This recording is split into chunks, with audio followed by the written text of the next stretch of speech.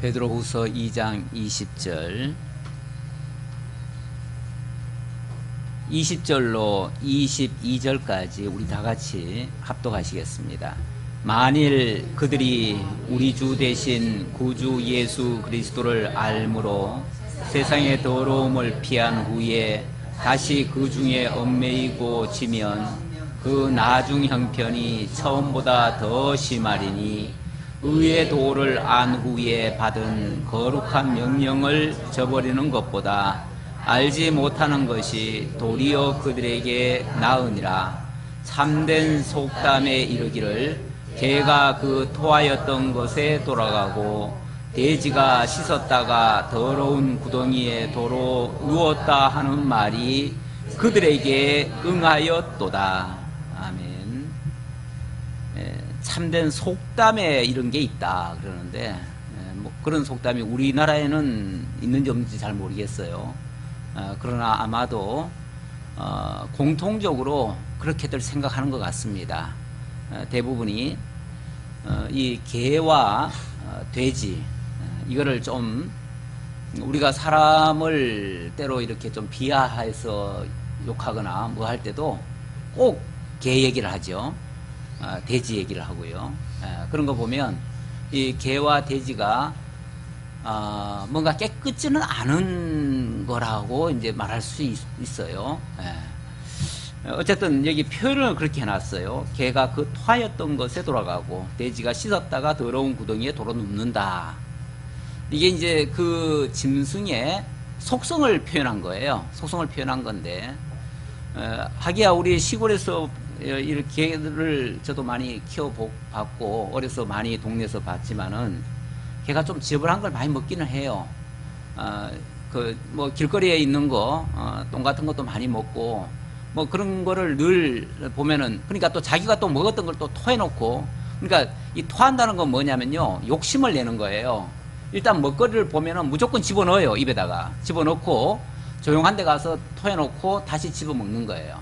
그러니까 바로 소화는 안 되니까 일단 집어넣고 그러니까 원래 동물들이 그래요. 동물들이 먹거리 보면요 환장을 하지요. 그래서 먹거리를 일단은 집어넣어요. 집어넣고 어디 가서 조용히 이제 소화시키려고 다시 꺼내가지고 또 먹고 그래요. 어떻게 보면 좀 탐욕스러운 이제 그런 모습을 비유할 때 이렇게 뭐 개 같다 뭐 이렇게 이제 표현을 하는 것 같아요. 물론 여기서 말하려고 하는 거는 개나 돼지, 짐승을 얘기하려는 건 아니고요. 앞에서 그 거짓 교사, 거짓 선지자들 그들의 모습이 꼭 이성 없는 짐승 같다. 지난번에 그런 표현 됐잖아요. 이성 없는 짐승 같다. 그러면서 더 구체적으로는 개와 돼지 같다. 이렇게 이제 표현을 한 거예요. 그들이 그런 어떤 아주 좋지 않은 그런 탐욕을 가지고 있고 그러다 보니까 지난번에 그 한 얘기도 뭐예요? 호색하고 또 뭐죠? 호색하고 방탕하고 더러운 일을 탐하고 경건치 않고 정욕을 쫓고 온갖 불의를 다 행하는 그런 자들 그런 모습을 이제 짐승에다가 비유를 해본 거죠. 왜냐하면 사람들에게 금방 이해가 되려면은 뭔가 이 보이는 것으로 설명을 해야 되니까 사실 뭐 우리가 적그리스도 또는 거짓 선지자, 거짓 교사 그들을 얘기할 때 겉으로 봐서야 멀쩡하게 생겼잖아요. 똑같아요. 우리하고 똑같아요. 그래서 구분이 안 돼요. 어떤 면에서는 그들도 엄청 성경 가지고 하는 것 같아요. 오히려 성경은 더 많이 끄집어내서 얘기할 수도 있어요. 그러다 보니까 겉으로 얼른 봐서는 구별이 안 돼요.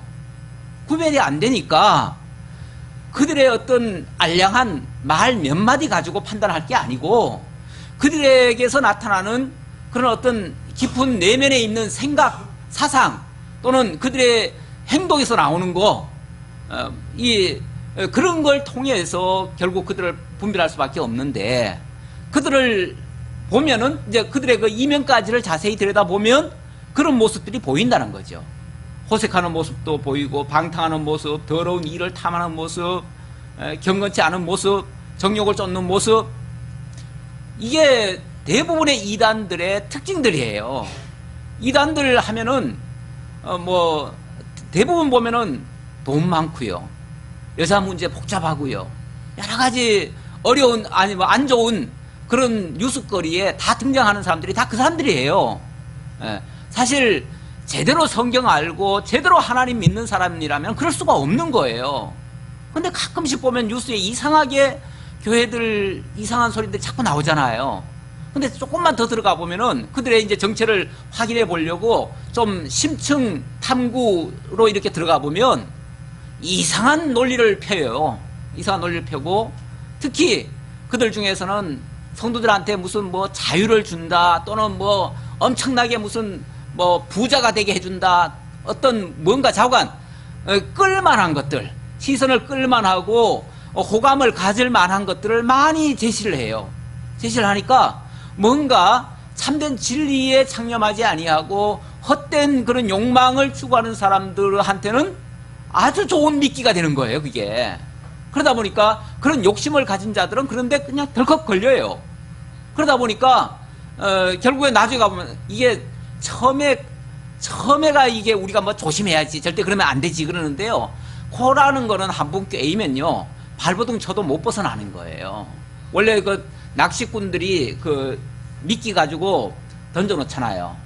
처음에는 이거 그거 옆에 것만 살짝 뜯어먹으면 되지 생각하고 슬쩍 덤벼들어요. 근데 일단 코가 딱 걸렸다, 세상 없어도 못 빠져나오는 거예요. 못 빠져나와요. 그래가지고 결국은 끌고 가는 데까지 끌려가는 거예요. 그러다가 결국은 망하는 거죠. 그래서 정말 거짓 것에 끌려가는 게 얼마나 위험한지 몰라요. 그런데 아무나 끌려가는 건 아니고요, 그런 욕망이 맞아야 돼요. 그러니까 그런 자들이 그런 어떤 미끼를 가지고 던질 때, 특히 지난번에 그 18절에 보니까요, 19절 그 말이 나왔죠. 18절부터 보면은 그들은 허탄한 자랑의 말을 토한대요. 막 그 허황된 걸 막 추구하게 만든다는 거죠. 뭔가를 막 엄청난 거를 뭐 고출 것처럼 그렇게 제시한다는 거죠. 그릇되게 행하는 사람들에게서 겨우 피한 자들을 음란으로서 육체 정욕 중에서 유혹한다. 음란하게 또 유혹을 해요. 이것도 어떻게 보면 인간의 본성을 자극하는 거예요. 결정적으로는 19절에 보니까 그들에게 자유를 준다 하여도 그랬어요. 그들은 자유를 준다는 또 미끼. 쉽게 말하면은 나만 믿고 나만 따라오면 당신들은 자유한 거야. 자유할 수 있어. 뭐든지 다 할 수 있어. 하면 돼. 막 이런 식으로 예를 들어서 얘기한다고 칩시다. 야, 그렇게 하고 싶다. 그렇게 마음 먹지요. 그리고 마음 들지요. 그러니까 조금 한 발짝 두 발짝 들어가 보니까 진짜 자유로워요. 진짜 뭐 평안한 것 같아요. 너무 좋아요. 지금까지 뭐 정상적으로 신앙생활을 하려고 하면은 뭐 이것저것 제약도 있었고 여러 가지 불편함들이 좀 있었는데, 아니 거기는 가보니까 뭐 너무 쉽고 너무 편하고 뭐 내 하고 싶은 거 다 해도 되고 내 추구하는 거 다 추구할 수 있고 얻을 거 다 얻을 수 있고 막 꼭 그럴 것 같아요. 한마디로 거기서는 완전히 대박 날 것 같아요. 그런 것이 이제 미끼가 되는 거죠. 그런데 이 자유라고 하는 것은요, 진리를 빼놓고 나면, 진리가 배제된 상태에서의 자유는 그건 방종입니다. 그거는 방탕으로 가가지고 결국은 멸망으로 집어넣는 그런 자유예요. 그건 자유가 아니에요. 사실은 그 다음 표현이 19절에 그 다음 표현이 보면은 그들에게 자유를 준다 해도 자신들은 멸망의 종들이니 누구든지 진 자는 이긴 자의 종이 됨이라. 만약에 그 자유 먹겠다고, 그 자유 받겠다고 따라가다가 코에 깨어 놓으면 그들이 이끄는 대로 끌려가요. 완전히 코가 깨이는 거죠. 자유를 누리는 게 아니고 완전히 종이 돼버리는 거죠. 진자는 이긴 자의 종이 돼요. 그들의 꾀임에 넘어가서 결국은 졌으니까 그들이 시키는 대로 할 수밖에 없어요. 한번 거기에 걸려지면 그 다음부터는 다른 방법이 없어요. 빠져나올 방법이 없어요.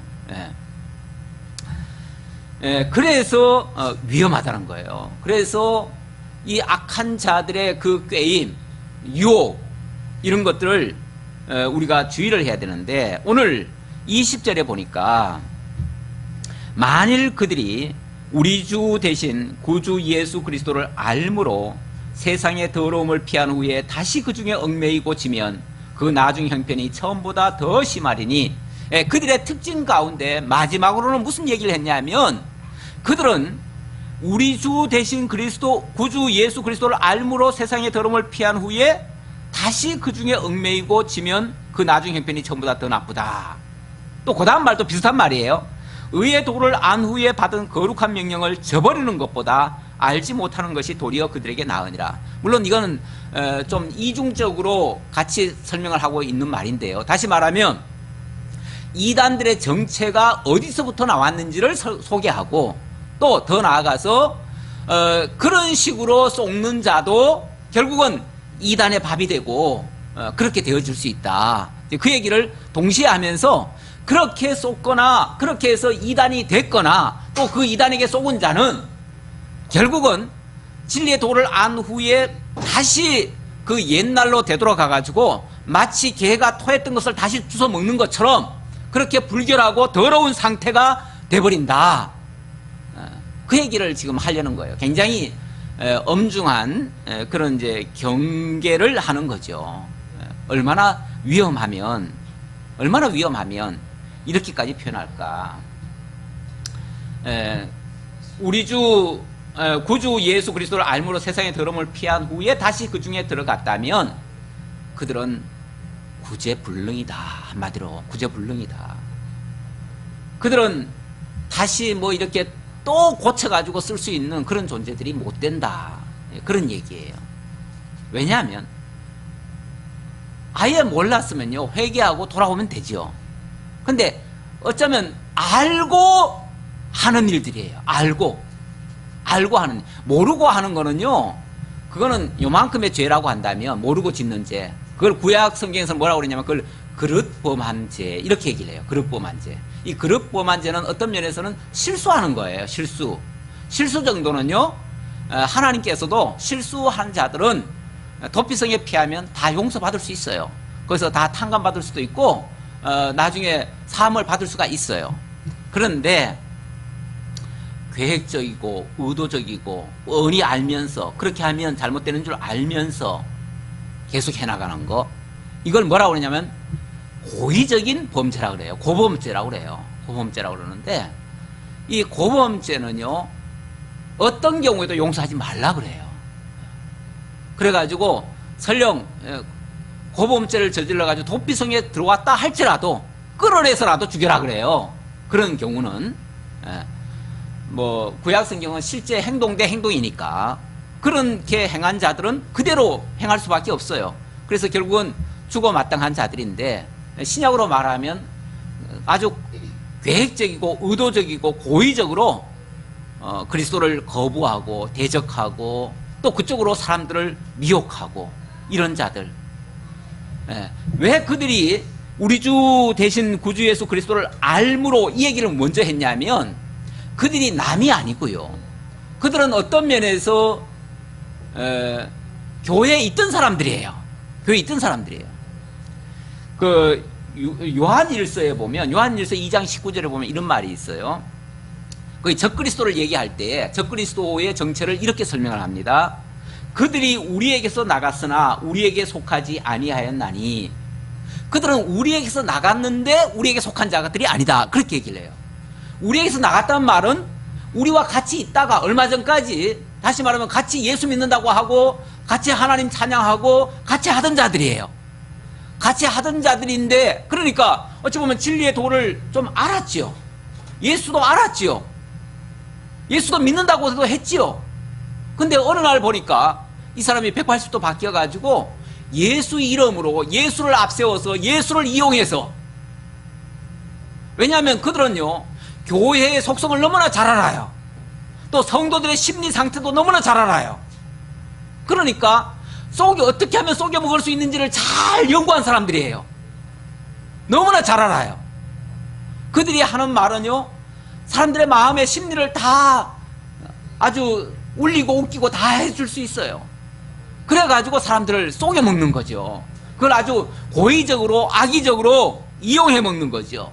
그걸 뻔히 알면서, 그래서 세상의 더러움을 피한 후에 다시 말하면 교회 안으로 들어왔다가 그 말이죠, 다시 그 중에 얽매이고 다시 옛사람처럼 세상 바깥으로 나가가지고, 세상 바깥으로 나갔다기보다는 그걸 이용하는 거죠.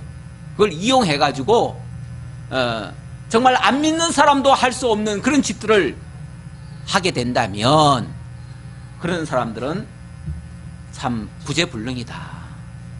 부재불능이다. 그 얘기예요. 예수님도 그런 표현을, 그런 비유를 하신 적이 있어요. 예수님이 어떤 사람에게 귀신이 들었는데 그 귀신을 내어 쫓아줬어요. 그런데 이제 집을 이제 귀신을 내쫓았으니까 집이 깨끗이 비워졌잖아요. 그러면 거기에 새로운 주인을 모셔가지고 그걸 정돈도 다시 깨끗하게 하고 그래가지고 이제 새 집으로 바꿔야 되는데 그렇게 안 하고 그걸 내버려 두면 귀신이 나가서 보니까 그 집을 다시 보니까 저기 다시 들어가도 되겠네 생각을 해요. 근데 다시 들어가려니까 혼자 들어가기는 뭐 하잖아요. 그러니까 7 귀신을 데려와 가지고 우리 함께 들어가서 같이 살자 그런다는 거죠. 그래서 7 귀신을 데리고 들어오면 그 사람의 나중 형편이 처음보다 훨씬 더 악해진다 그런 표현을 해요. 이 비유는 예수를 믿는다고 했다가 교회 안으로 들어왔다가 정말 진짜를 알았으면 그렇지는 않겠죠. 그러나 이거 잘하면은 이걸 가지고 또 써먹을 수 있겠는데, 이용하면은 뭔가 내 원하는 걸 얻을 수 있겠는데, 이렇게 이제 어떤 탐심이 들거나 아니면 이거 잘하면은 뭔가를 내가 하고 싶은 걸 다 얻을 수 있겠다라는 그런 욕심이 생기는 거죠. 그래가지고 그걸 이용하는 거죠. 이용하는 사람은 오히려 귀신 7을 다시 데리고 들어온 꼴이라 같다 그 말이에요.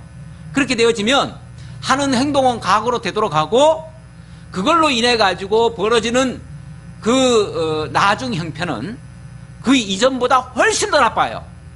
다시 말하면 처음에 예수 안 믿을 때보다도 한번 믿고 타락하고 완전히 이제 이단의 늪에 빠진 사람은 오히려 예수 차라리 안 믿는 사람보다도 훨씬 더 상태가 나빠진다 그 말이죠. 이건 하나의 경고지요. 경고인데 지금 여기 이단에 빠진 사람들의 부류는 바로 그와 같은 자들이다. 이제 그 얘기를 하려고 이런 설명들을 하는 겁니다. 그러면서 의의 도를 안 후에 받은 거룩한 명령을 저버리는 것보다 알지 못하는 것이 도리어 그들에게 나으니라. 차라리 그럴 바에는 처음부터 안 믿는 게 오히려 훨씬 더 낫다. 만약에 그렇게 된다면, 이건 물론 안 믿는다는 건 최악의 경우인데 믿고 나서 잘못된 것으로 만약에 돌아간다면 차라리 처음부터 안 믿은 사람보다도 더 나빠질 수 있다. 이런 이제 위험성을 경고하는 거죠. 그래서 진짜 이단에 빠진 사람을 보면요, 그런 마음이 들 때가 있어요. 차라리 저 사람 교회를 못 다니게 하는 게 좋겠다.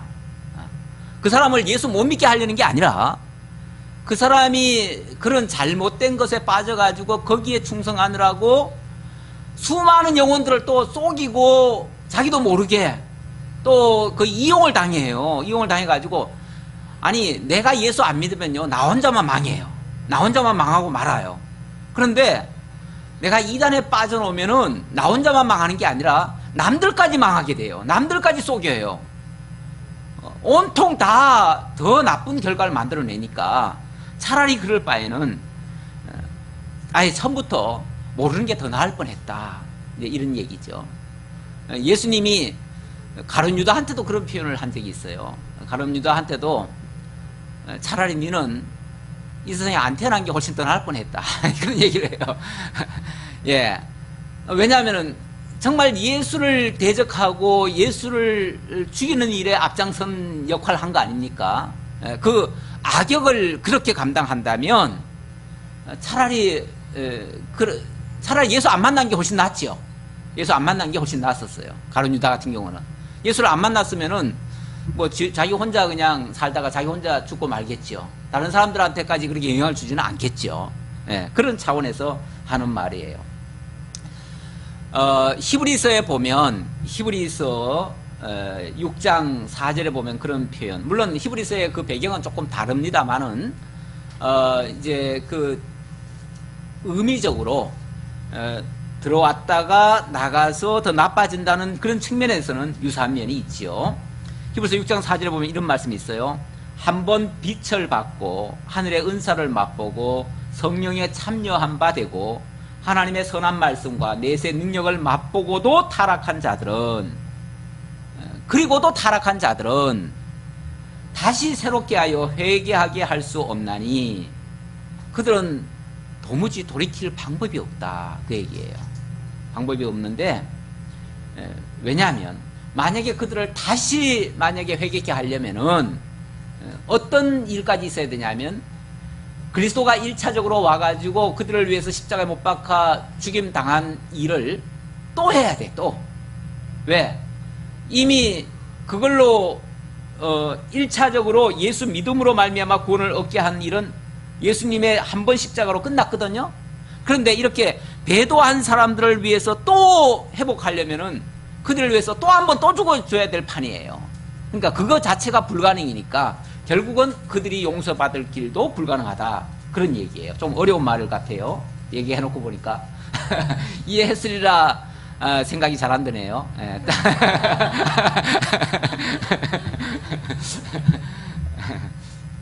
네, 그래서 이는 그들이 하나님의 아들을 다시 십자가에 못 박아 드러내놓고 욕되게 함이라.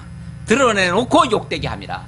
예수를 아주 고의적으로 해방하고 대적하고 이런 행위들, 이단에게도 해당될 수 있는 말이다. 그들은 어찌 보면 고의적으로 그런 아주 못된 짓을, 어찌 보면 뭐 교회 잘 알잖아요. 그들이 교회를 우리보다 더 잘할 수 있습니다. 왜요? 다 겪어봤으니까. 겪어봐서. 그래서 교회의 약점이 어디 있는지 잘 알고요. 성도들의 그 심리 상태도 잘 알기 때문에 아주 이용을 잘해요. 잘해요. 어떻게 하면 신자들이 자기네들의 말을 듣고 쫓아올지 잘 알아요. 그걸 최대한 다 이용을 하는 거죠. 순수치를 못한 거죠. 자, 그래서 그들을 비유하자면 참된 속담에 이르기를 그 개가 그 토하였던 것에 돌아가고 돼지가 씻었다가 더러운 구덩이에 돌아 누웠다 하는 말이 그들에게 응하였도다. 제가 아까 그들이 유혹할 때 자유 준다고 하면서 유혹하는데 사실은 그들에게 코가 깨인 이후부터는 완전히 그들의 종이 된다라고 말씀을 드린 바가 있습니다. 진짜 자유라고 하는 거는요, 육체적 자유를 얘기하는 게 아니에요. 우리 예수 믿고 나서 자꾸 육체적 자유만 추구하면 그런 덫에, 이단의 덫에도 걸릴 수가 있어요. 진짜 자유는 진리 안에서만 이루어지는 거예요. 왜냐하면 진정한 자유자가 하나님밖에 없어요. 하나님 외에는 자유자가 아니고요, 종속자예요. 다시 말하면 어딘가에 의해서 움직여지는 자들이에요.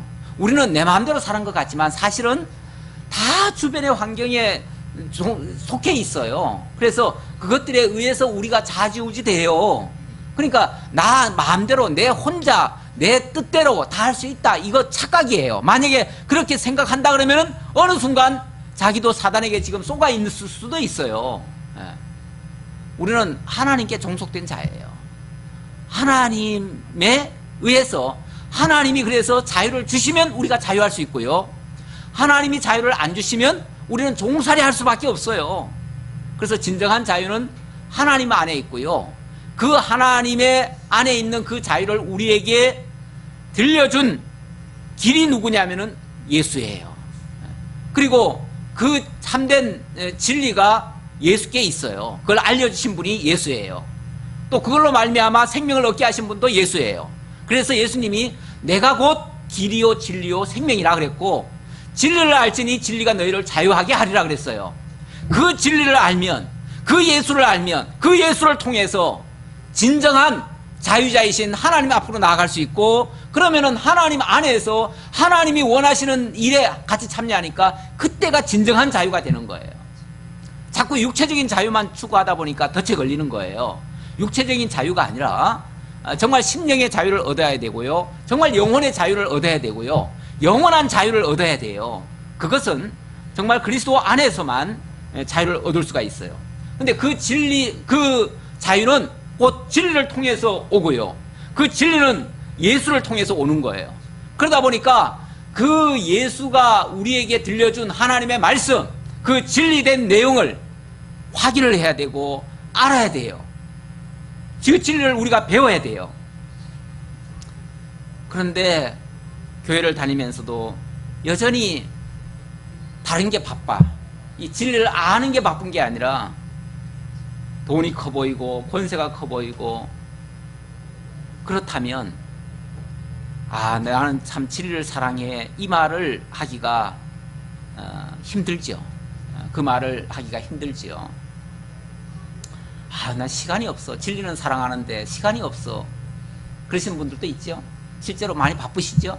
바빠요, 실제로. 이 세상 자체가 우리를 얼마나 바쁘게 돌리는지 몰라요. 이것도 사단의 공작이에요.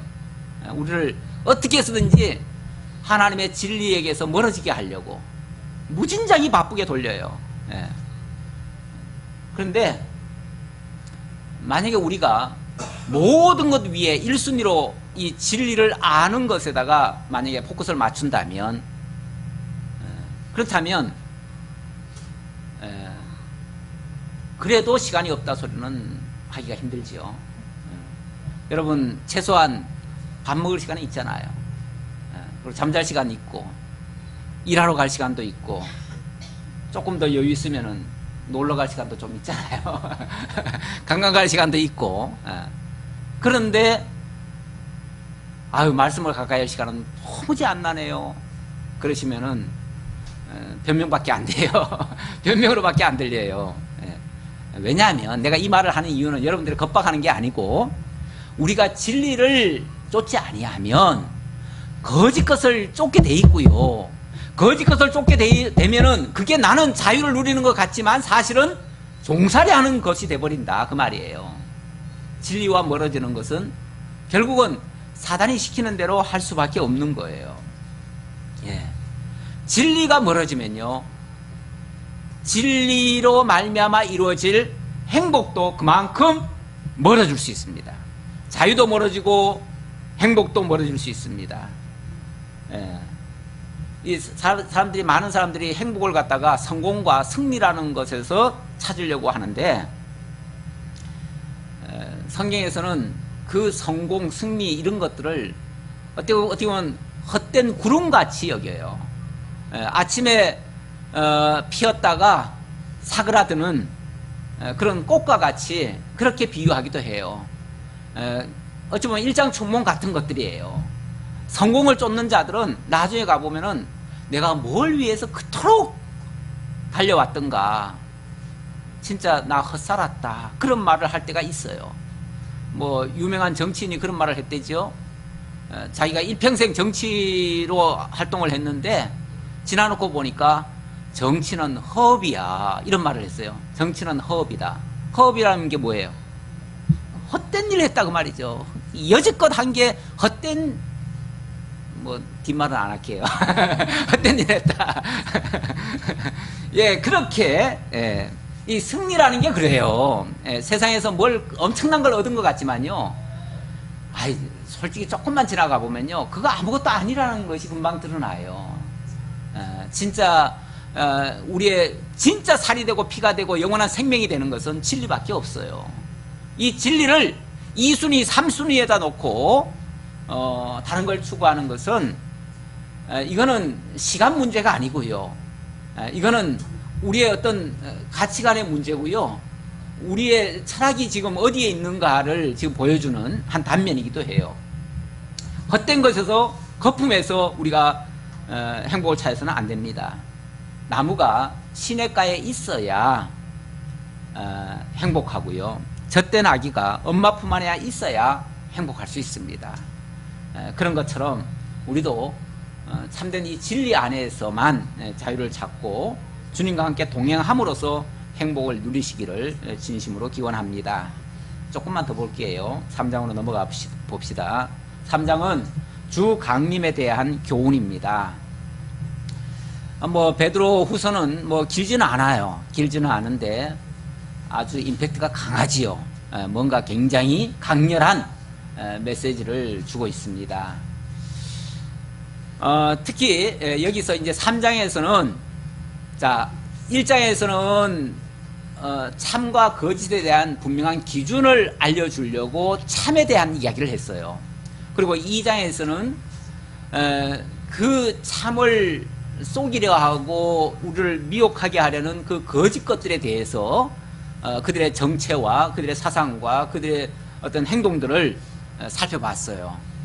그래 놓고 그들이 또 이 미혹하는 것 중에 보면은 이제는 이제 우리가 이제 결단을 해야지요. 어느 거를 이제 분별할 것인지 분명히 알고 이제 어느 방향으로 나아가야 되는데 우리가 어디로 갈 것인가에 대한 건데요.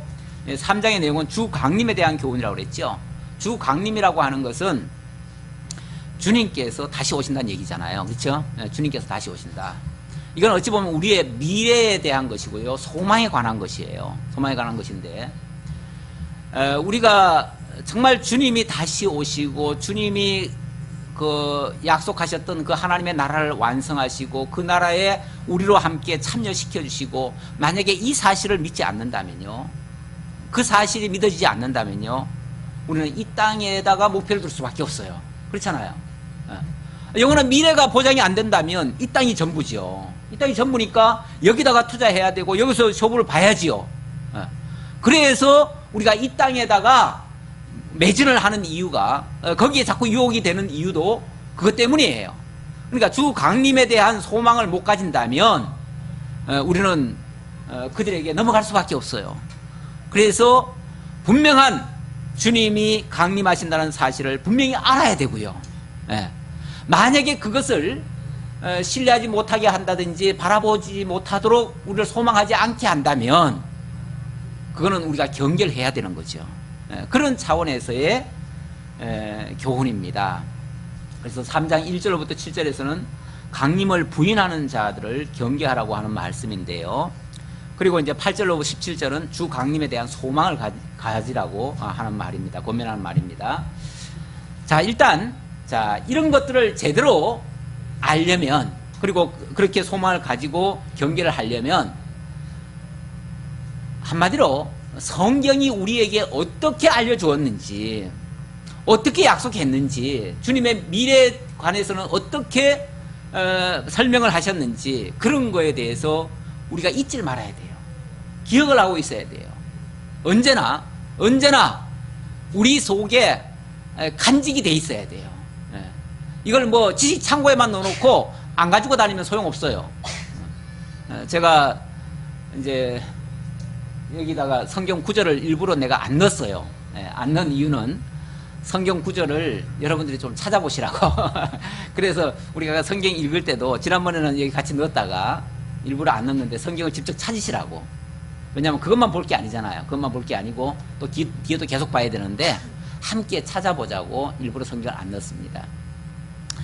이 성경이라고 하는 것은 그래서 사실은 늘 가지고 다녀야 돼요. 늘 가지고 다녀야 되고 늘 무슨 필요할 때마다 그 성경 말씀이 문득문득 생각나야 되고 또 뭐 우리가 다 기억 못할 수도 있죠. 그럴 때는 찾아봐야 되고 확인을 해야 되고 이게 매우 중요합니다.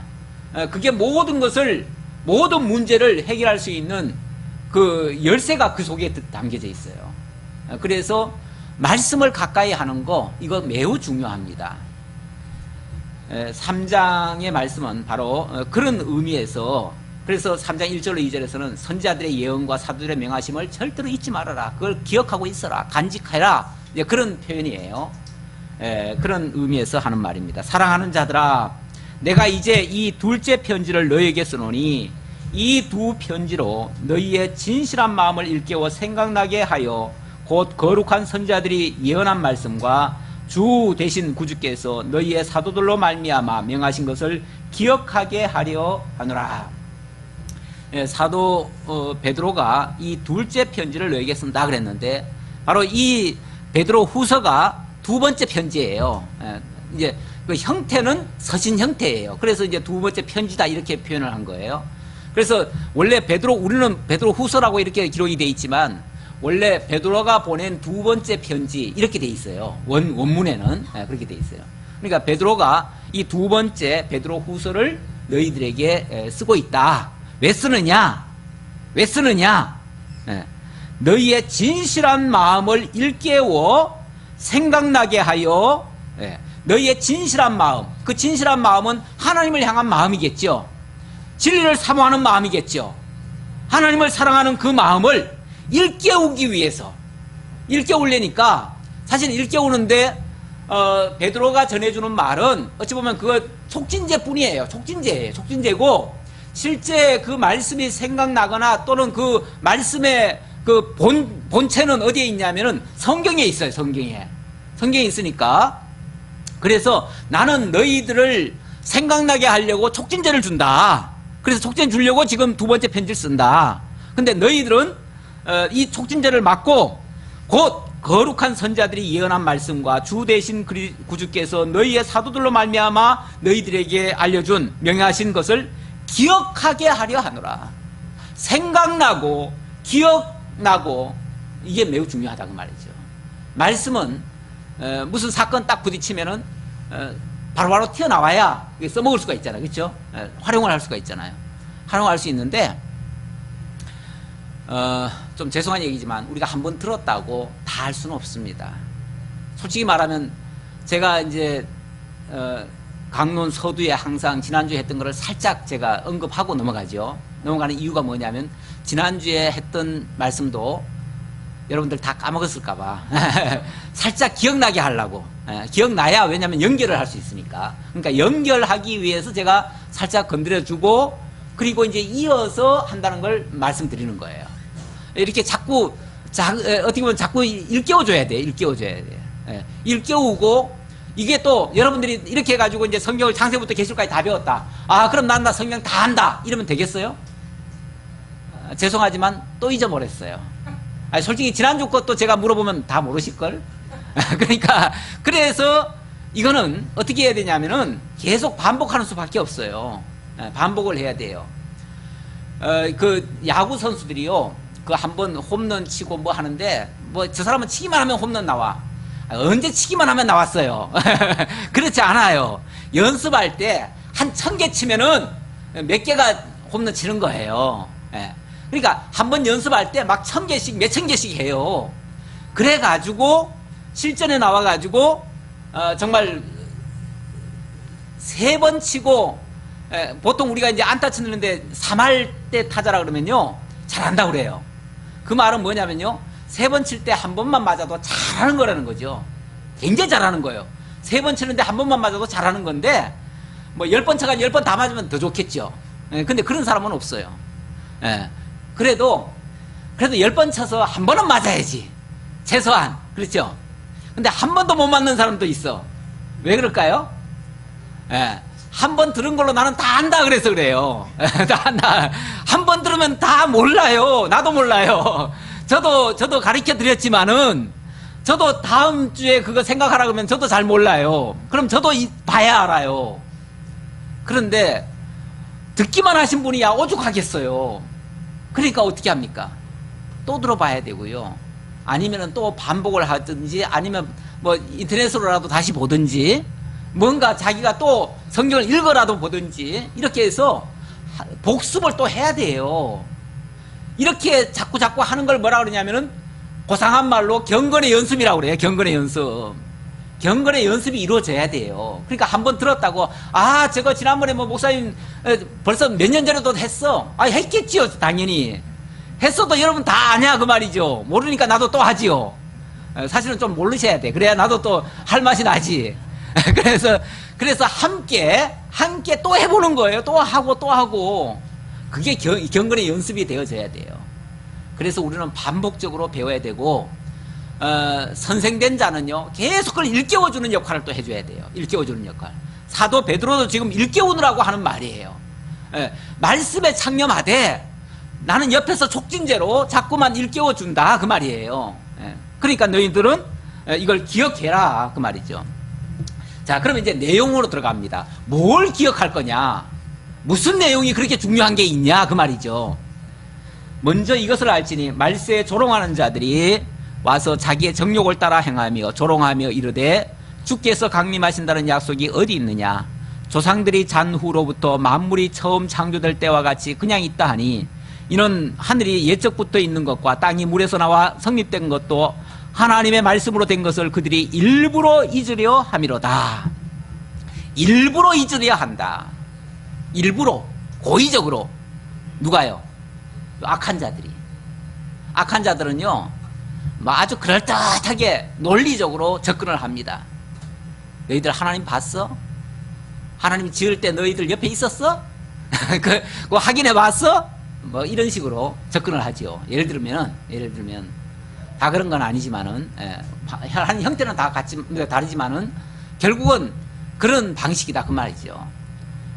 그래서 하나님이 하신 것을 일부러 잊게 만든다. 고의적으로 하나님을 대적하게 만든다. 어느 만평에 보니까요, 인간의 그 과정이 처음에 원숭이였다가 그 다음에 이제 조금 똑바로 이제 사람 걷는 사람이 되더니만 조금 있으니까 완전한 이제 현대인이 됐지요. 그러다가 이제 조금 지나니까 다시 이렇게 구부리더니 막 뚱뚱해지면서 이렇게 하더니 그 다음에는 이제 네 발로 기더라고요. 이제 우리 인간이 이제 점점 진화해가지고 다시 동물로 돌아간대요. 예. 그래서 지금 점점 막 자꾸 뚱뚱해진대요. 왜 뚱뚱해지면 이제 못 걸어 다닐 거 아니에요. 그러면 이제 네 발로 기어야 될 거 아니에요. 이제 그런 이제 어떤 만평 비슷한 게 나왔는데, 물론 진화론자들은 이 만물이 다 저절로 생겼대요. 저절로 생겼고 생명체도 어느 날 갑자기 저절로 팡 튀어나왔고, 그것들이 그냥 점점 진화하더니만 인간이 고등 동물이 돼버렸고, 고등 동물이 이렇게 인간까지도 돼버렸고, 이렇게 됐다. 근데 이게 이제 점차 더 이제 진화될 건데, 진화되다 보면 이제 또 다시 또 동물로 돌아갈 수도 있다. 뭐 이렇게 또 얘기하는데, 이제 이거 일부러 지금 그러는 거죠. 일부러 그러는 거야, 일부러. 가만히 보니까 그들도 전혀 속으로는요, 이거 저절로 돌아간다는 거는 믿을 사람 없습니다, 솔직히. 아니, 이 우주가 저절로 돌아간다고요? 여러분 집을요, 그냥 내버려 둬보세요. 만약에 사람이 안 살고 내버려 둬보세요. 몇 년만 지나면요, 폐가 됩니다. 못 쓸 집 됩니다. 자동차 안 쓰고 내버려 둬보세요. 그거 몇 년 지나면요, 고무도 다 녹아나고요, 못 써요. 기계 돌리려고 해도 기계가 굳어가지고 돌아가질 않아요. 저절로 된다고요? 세상에 저절로 되는 거 아무것도 없습니다. 저절로 되는 거 아무것도 없어요. 예. 그냥 갑자기 돌출된 거 하나도 없어요. 저절로 안 된다는 거 저들도 다 알아요. 그러면서 왜 모든 게 다 저절로 생겼다고 그럽니까? 제가 열낼 건 아닌데요. 그들이 일부러 그러니까, 일부러 그런다니까. 예. 일부러 하나님 대적하려고 저절로 생겼다는 거예요. 그리고는 고상한 이름을 포장해가지고 자연이래, 그게. 예. 자연이래. 그래서 나는 자연이란 말을, 원래 자연, 그런 형태는 참 좋아해요. 그래서 자연식도 좋아하고, 자연에 노는 것도 좋아하고 다 좋은데, 그게 저절로 생겼다고 자연이라고 표현을 하니까, 그거는 아니다, 그 말이죠. 그런 사상이라면, 그거는 아니다.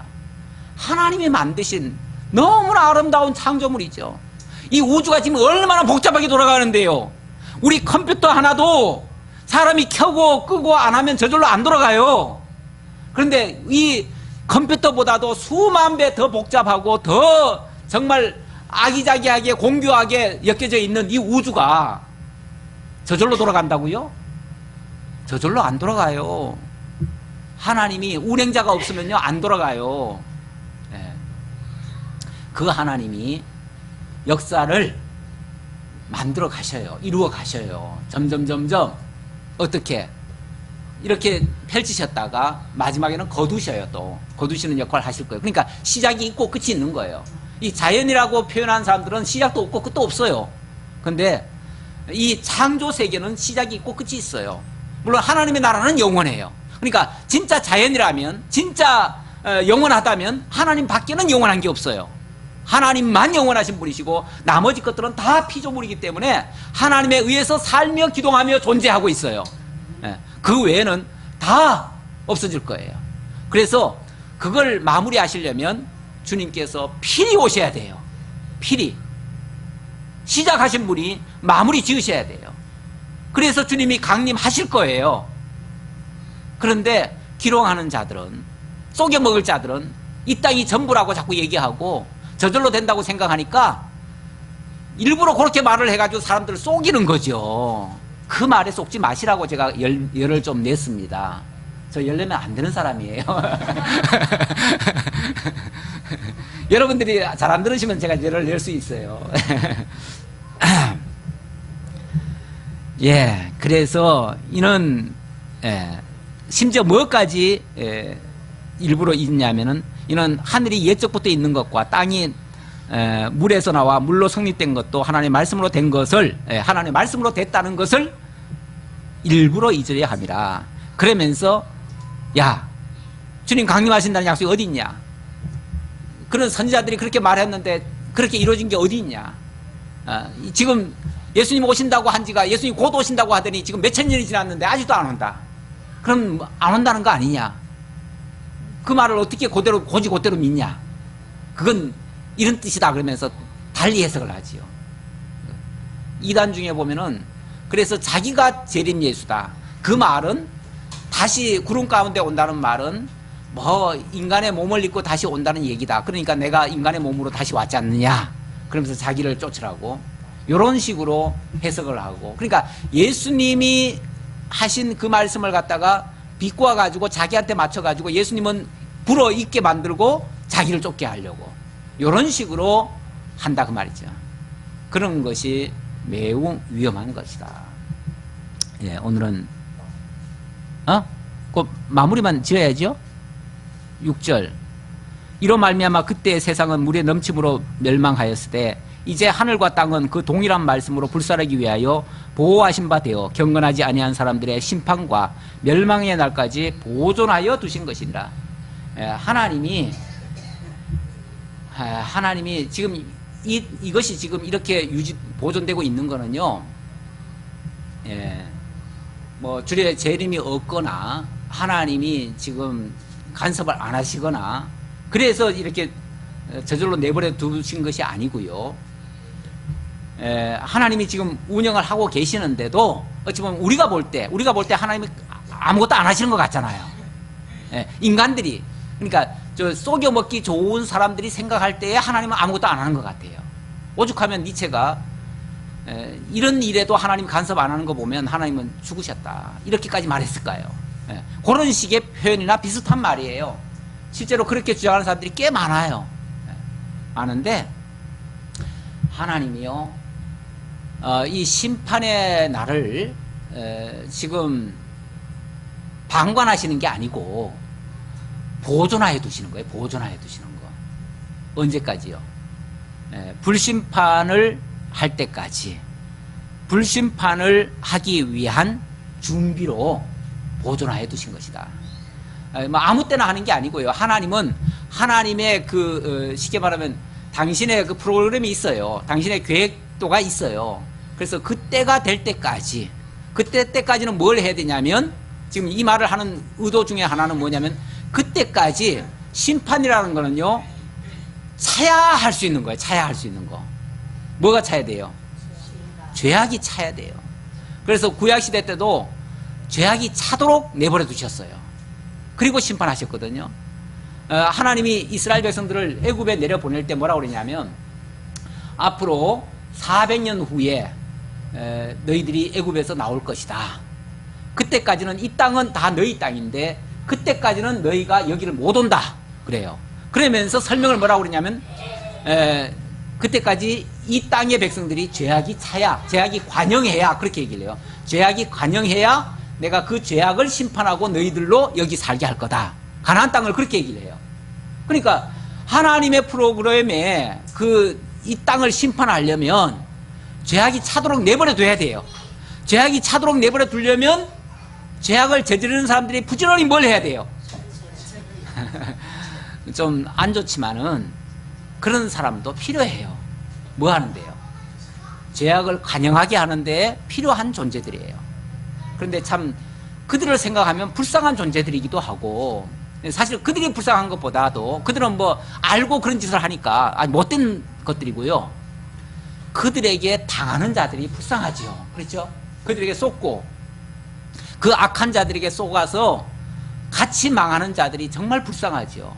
그래서 그들에게는 망하지 않도록 우리가 독려하고 권면하고 말씀에 창념해서 그들의 유혹에 넘어가지 않도록 우리가 권면할 필요는 있습니다. 그리고 우리 자신들도 남한테만 그럴 게 아니라 우리 자신들이 다 경성을 해야 돼요. 우리도 정신 안 차리면 유혹받을 수 있어요. 이건 항상 경계로 주신 거예요. 여기에 무슨 예수 믿는 사람은 다 구원 받았다며요. 이렇게 얘기하면 곤란해요. 이건 나중에 딴 얘기, 나중에 또 할게요. 네. 그렇게 접근하면 우리가 아무것도 할 필요도 없어요. 그렇잖아요. 그렇잖아요.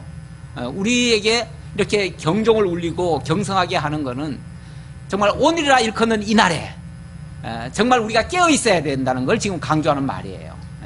이렇게 해서 그러니까 늘 하나님 안에 사는 자가 그런 유혹에도 벗어날 수가 있고요. 하나님 안에 산다는 건 다른 말이 아니고요. 진리와 함께 하는 거예요. 진리와 함께 하는 거, 우리 하나님이 가장 기뻐하시는 일입니다. 기도하겠습니다. 아버지 하나님 감사합니다. 우리로 하여금 참으로 진리 안에서 자유를 얻고 하나님의 영광을 발견하고 하나님 찬양하면서 주님과 동행하며 살아가는 이 행복한 삶, 자유한 삶을 살게 하시려고 오늘도 진리 가운데로 우리를 인도해 주셔서 너무나 감사합니다. 늘 성령께서 우리가 들은 말씀, 또 읽은 말씀 깨닫게 하시고 상기할 수 있도록 기억날 수 있도록 하나님 함께 해 주옵소서. 감사드리옵고 예수님의 이름으로 기도하옵나이다. 아멘.